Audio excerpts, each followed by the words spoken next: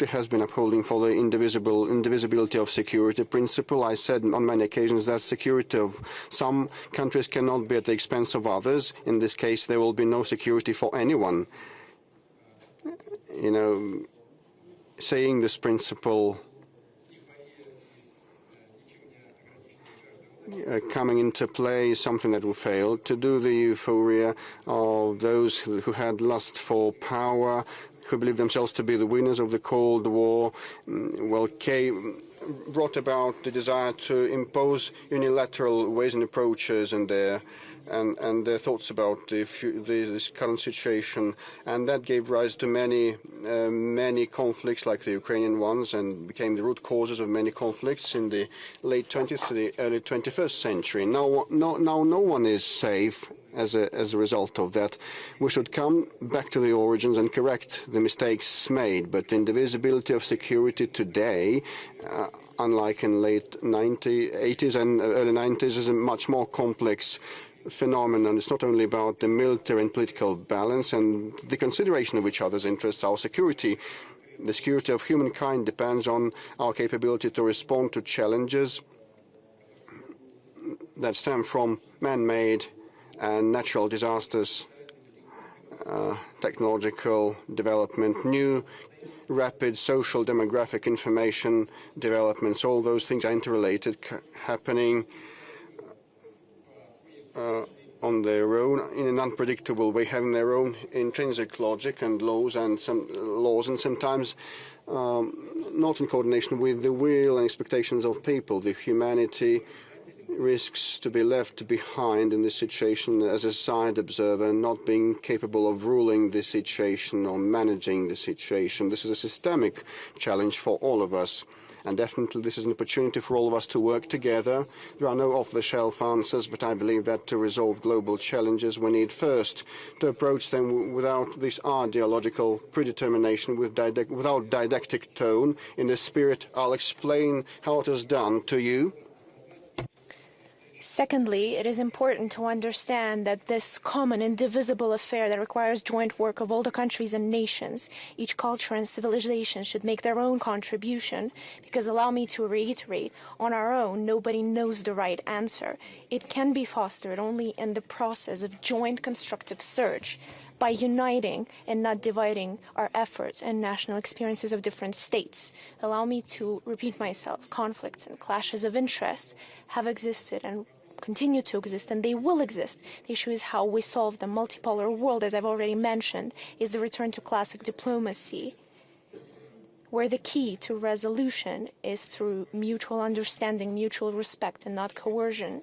Classic diplomacy was able to take into account the viewpoints of different entities of international life, this complexity of concerts of multiple powers. But in due time, it was replaced through Western diplomacy of monologue, of endless lessons and demands.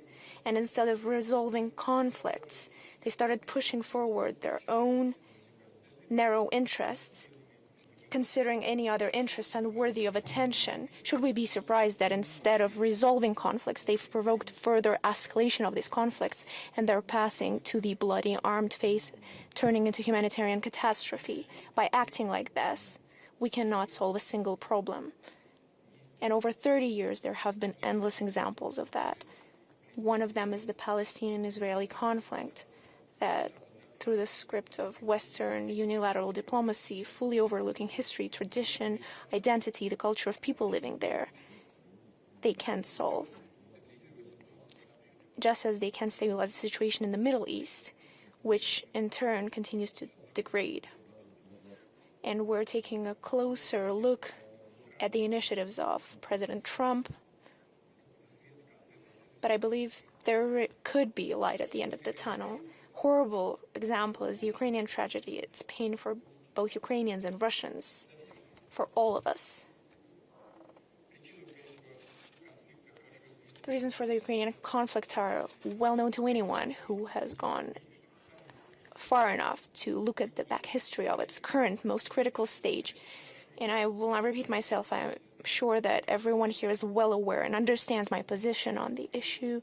I have voiced it many, many times. But we also know something else. Those who encouraged goaded and armed Ukraine, stirring it up against Russia, for decades fostered rampant nationalism and neo-Nazism, simply couldn't care less not only for Russian interests, but for Ukrainian interests, either for true interests of the people of that country. They have no remorse for that people. It's nothing but expendable material for globalist expansionists on the West, as well as their serfs in Kiev. The results of reckless filibusterism speak for themselves. Let's ask ourselves another question.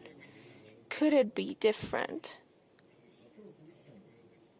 And allow me to go back to what President Trump said. He said that had he been in power, that could have been avoided. And I agree with that statement. It's true, it could have been avoided had the work been built differently with the U.S. administration back in the day. If Ukraine hadn't been turned into a destructive weapon in someone else's arms,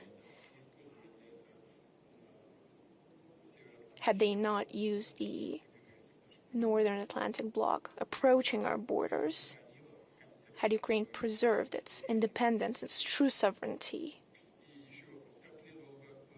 And another question, how should we have resolved bilateral Russian-Ukrainian issues that were obviously consequence of disintegration of a massive country and complex geopolitical transformations?